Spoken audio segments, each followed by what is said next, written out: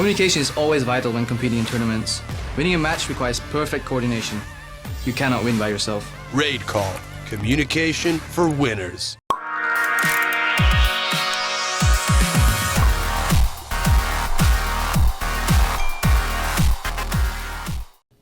How's it going, everyone? My name is jeremydwayne, and welcome to my guide to 10-man heroic Jin Rokh the Breaker in the Throne of Thunder instance.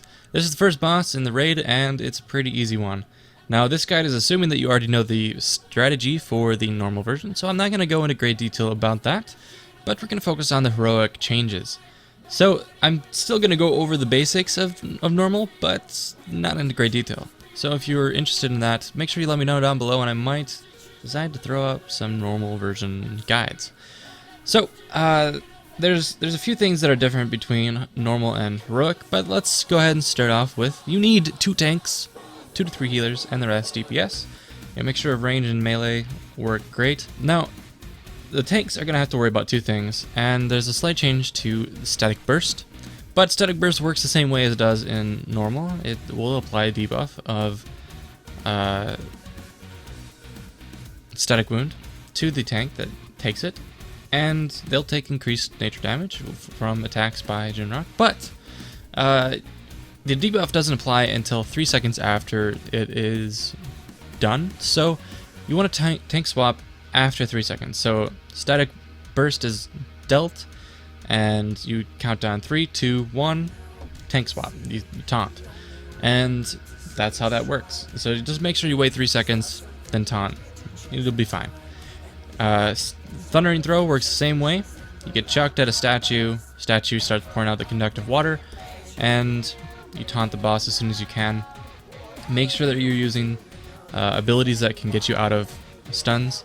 For example, I'm a Brewmaster, so I can use Nimble Brew, which is the new ability that came out in 5.2, and you can also use Tiger Lust if you talent into that. For other classes, there's different things you can do for that. Like humans have their racial ability to trinket out of it.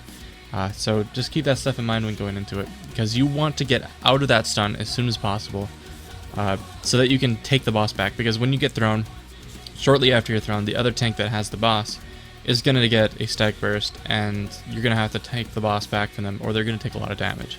So it's all about using your abilities wisely. For the rest of you gents in the raid, there's a new ability in heroic mode called Ionization.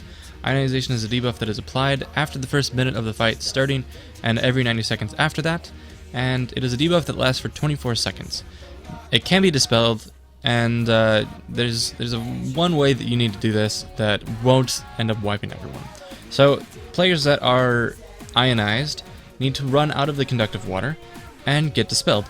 That's the only way that you can do it. It's pretty simple. You just have to make sure that you don't dispel them within the water, and you need to make sure that you dispel them before it wears off. Because if it gets dispelled in the water, it'll go boom, everyone dies. If it doesn't get dispelled at all, and you're outside the water, boom, everyone dies. If you dispel it while you're outside the water, yay, nothing happens. Congratulations, you did mechanics, and everyone's happy. The other thing that is new with heroic mode is something called Lightning Strike, and it is cast at the same time as Lightning Storm, and it'll last the same amount of time as Lightning Storm. So it's just something new that you have to pay attention to during Lightning Storm, and this makes it a lot harder, because you can't just stack up in the middle and hide underneath a priest bubble and be all happy, because you're going to be taking a lot of damage from these lightning strikes.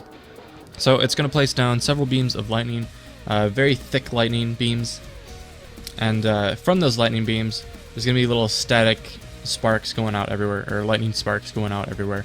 And what do you have to do? Walk away from them. Don't get hit by the lightning, and you're great. What we found works is if you have a priest bubble down, you can run around within the priest bubble and kind of avoid the lightning sparks, but still you might have to run out from that and to avoid it, because there will be multiple sparks colliding, and it's going to be hard to stay in one spot, especially one really tiny. So you just got to avoid it, and it'll be great. For normal mechanics, it's all the same. You know, all the normal mechanics are still in there. You still have you know, the conductive water is still increasing your damage and healing by 40%. So you want to make sure you're standing that. And you still have to deal with focus lightning, which is, you know, the spell that puts the lightning fissure on you, or a ball of lightning, which after, you know, it reaches you, it'll put down a lightning fissure. You still have to put those in the little side grates. If you're watching the video behind me, you will have seen that, so just make sure you put them on that, because if those lightning fissures get soaked up by the conductive water, if anyone is in the conductive water when that gets soaked up, they're dead. So if you accidentally have a lightning fissure in where the water would be, make sure that you don't stand in the water until after the lightning fissure is taken.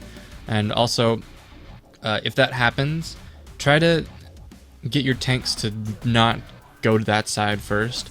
Like, get thrown to every other place except for that one, and have that be your last spot, unless you really screw up and have it other places. But you don't want that lightning fissure to get soaked up, because it'll do a lot of damage. And other than that, I mean, everything's pretty much the same.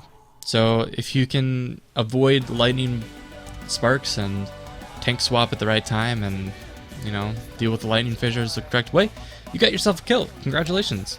You get loot, and you get to move on to Horizon, which is very hard. So if you guys enjoyed this guide, make sure you leave a like and a favorite and subscribe to Dara Mactire. And if you want to see more content from me, stay tuned on this channel, and also check me out on my YouTube channel over at youtube.com/looktelemascope. I also live stream daily over at twitch.tv/jeremydwayne, and you'll be able to see all those links in the outro. So thanks so much for watching, and we will see you next time for some more World of Warcraft raiding and some other stuff. Have a nice day, guys. We'll see you later. Bye.